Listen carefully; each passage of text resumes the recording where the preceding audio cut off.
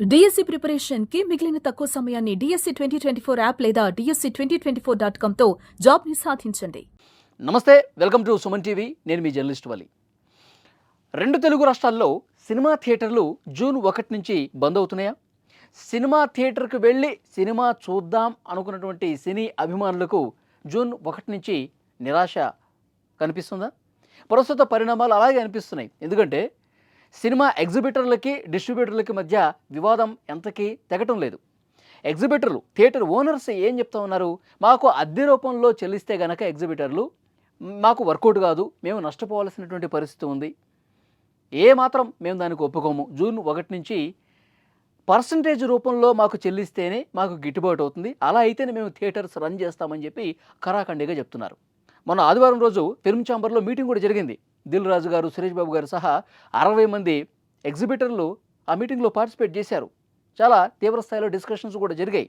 కానీ డిస్ట్రిబ్యూటర్లు ఏం చెప్తున్నారు? మాకు పర్సంటేజ్ ఇవ్వటం అనేది మేము నష్టపోతాం, మేము అద్దె రూపంలోనే థియేటర్స్కి చెల్లిస్తాము, అలా అయితేనే మాకు వర్కౌట్ అవుతుందని చెప్పి వాళ్ళు పట్టుకుని కూర్చొని ఉన్నారు. ఎంతకీ ఇది తెగట్లేదు. మరి సానుకూలమైనటువంటి పరిస్థితులు వస్తాయా? ఈ జూన్ 1 లోపు ఈ సమస్యకి ఏమైనా పరిష్కారం వస్తుందా?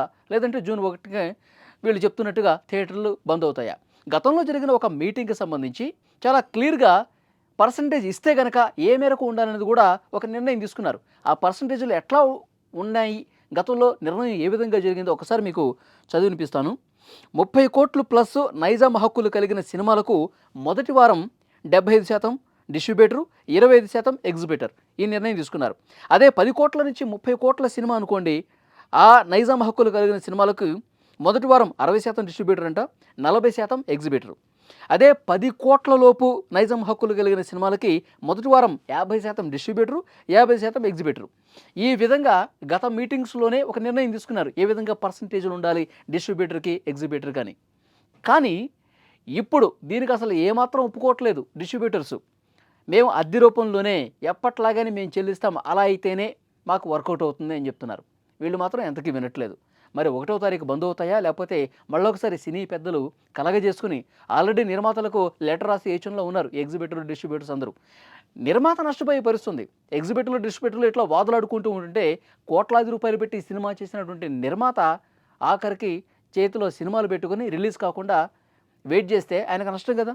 ఆయన ఎంతో వ్యయ ప్రయాసాలు కోర్చి అప్పు తీసుకొచ్చి మరి కొంతమంది నిర్మాతలు సినిమాలు చేస్తూ ఉంటారు, ఫైనాన్స్కి తీసుకొచ్చి. వాళ్ళకి వడ్డీల మీద వడ్డీలు పెరిగిపోయే పరిస్థితి ఉంటుంది. కాబట్టి ప్రభుత్వపరమైనటువంటి ప్రభుత్వం దీంట్లో ఏమన్నా కలగజేసుకొని వీళ్ళ మధ్య ఒక సానుకూలమైనటువంటి పరిష్కారం తీసుకొచ్చే ప్రయత్నం ఏమైనా చేస్తారా? నిజంగా నిర్మాతలు అందరూ కలిసి వీళ్ళని సముదాయించి అన్ని వర్గాలకే న్యాయం జరిగే ఒక సానుకూలమైనటువంటి నిర్ణయం తీసుకొచ్చే పరిస్థితి ఉంటుందా లేదన్నది కూడా చూడాలి. ఎందుకంటే సమయం కూడా చాలా తక్కువ ఉంది కాబట్టి 1వ తారీఖు వరకు అలాంటి నిర్ణయం వస్తే వీళ్ళందరినీ సముదాయిస్తే డిస్ట్రిబ్యూటర్లు, ఎగ్జిబిటర్లు ఎవరో ఒకరు కాంప్రమైజ్ అయ్యి సినిమా ఇండస్ట్రీ బతకాలి.